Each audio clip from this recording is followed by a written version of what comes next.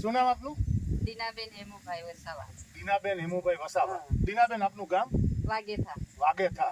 તાલુકો? નાંદોદ. નાંદોદ. જિલ્લો? નર્મદા. નર્મદા. નર્મદા જિલ્લાનું નાંદોદ તાલુકાનું નાગેથા ગામ. વાગેથા. વાગેથા ગામ. જ્યાં અત્યારે આપણે એક ખેતર ઉપર ઉભા. આ ખેતરમાં શેનો પાક વાવેલો છે આપણે? કપાસનો. હવે આ કપાસનો જે પાક વાવ્યો છે બેન, એની અંદર આપણે આ કામધેનુ સોના ખાતર વાપર્યું. હવે આ કામધેનુ સોના ખાતર પહેલી જ વાર વાપર્યું કે આ પહેલા વાપરતા ક્યારે? ના, અમે દર્શનાબેન જોડે સખી મંડળમાં જોડાયા. ત્યારથી દર્શનાબેન જોડે અમારી મુલાકાત થઈ. તો દર્શનાબેને એવું કીધું કે કામઘેનો એકવાર દીનાબેન તમે વાપરી જુઓ, પછી એમનું રિઝલ્ટ કેવું આવે એવું કીધું. એટલે ત્યારથી અમે આ કામઘેનું ખાતર વાપરીએ. તો હવે આ કામધેનુ ખાતર આપણે વાપરો છો ને અંદાજિત કેટલો સમય થયો હશે? 8-9 વર્ષ થઈ 8-9 વર્ષ થઈ ગયા. દર્શનાબેન જોડેથી તમે લાવો છો. હવે 8-9 વર્ષથી આપણે હરેક પાકમાં ઉપયોગ કરી લીધો હશે કામધેનુ સોના ખાતરનો. હવે આ ખાતર આપણે પાયામાં ઉપરથી ડોઝમાં બંને રીતે વાપરેલું હશે ને? તો રાસાયણિક ખાતર તમે 8-9 વર્ષથી આ વાપર્યું જ નથી એનો મતલબ? તો જે લોકો રાસાયણિક ખાતર વાપરે છે અને એવું માને છે કે રાસાયણિક ખાતર જેવું ઓર્ગેનિક ખાતરમાં રિઝલ્ટ ના જ મળે, એ વસ્તુ વિશે તમે શું કહેવા માંગશો? રાસાયણિક ખાતર વાપરવાથી કપાસ ખરો ને સાહેબ, એના લાલ પાન થઈ જાય. બરોબર. ને આ કામઘેનું ખાતર વાપરીએ એના લાલ પાન નથી થતા. બરોબર. હવે અત્યારે આ જે કપાસ ઉભો છે આ કેટલા સમયનો થયો છે? આ હજુ 19 ને આ 19 ગઈ 2 મહિના ને આ કેટલા દિવસ થયા? આજે કઈ તારીખ થઈ? બસ 2 જ મહિના. 2 મહિના ને 1 દિવસ થયા. 2 મહિના ને 1 દિવસમાં કપાસ છે. હવે બાજુના ખેતરોમાં જે રાસાયણિક ખાતરો વાપરેલા એના કપાસમાં આ કપાસમાં સર આપણે કમ્પેરિઝન કરીએ, સરખામણી કરીએ, શું લાગે છે તમને? જમીન આસમાનનો ફેર છે. બરાબર. કઈ રીતે? કેમ કે અમારે જે આ બનાવ્યું છે એ કામધેનુ ખાતર નાખીને બનાવ્યું છે. બરાબર. જ્યારે એમને રાસાયણિક ખાતરનો ઉપયોગ કર્યો છે એટલે એટલો ડિફરન્સ છે એમને. બરાબર. હવે એ ડિફરન્સમાં આપણે જોઈએ તો શું ડિફરન્સ દેખાય છે તમને? અમારો કપાસ કે એટલો જ મોટો છે એટલો હજુ એમનો નથી થયો છે. વધુ નથી થયો. પછી કલર. આ કપાસનો હરેક છોડનો કલર એકદમ લીલો છે, કાળો ભમર. બરાબર.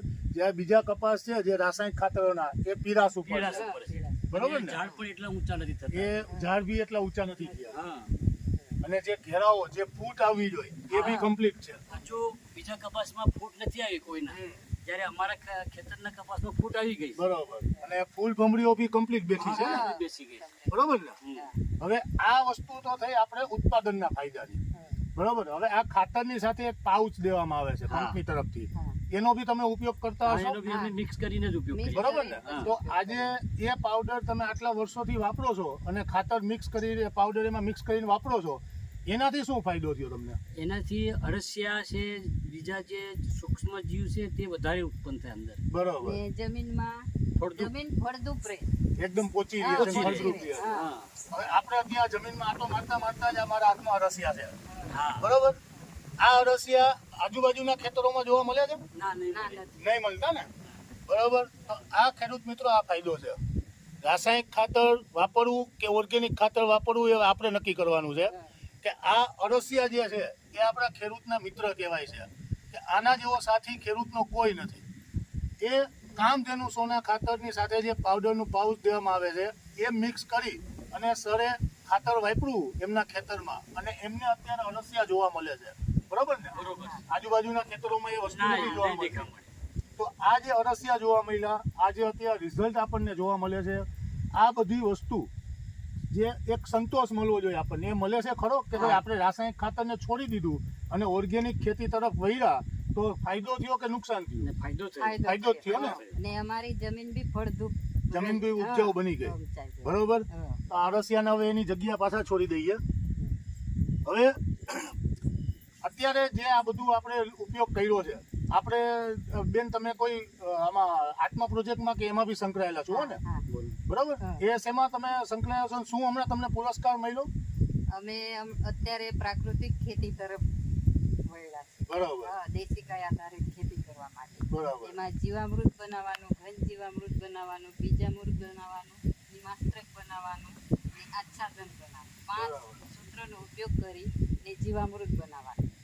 ને પછી એ બનાવીને 10-15 દિવસ તૈયાર થઈ જાય તો અમે એને ગળણી વડે જારી ને છંટકાવ બી કરવાનું કે થડમાં બી નાખવાનું.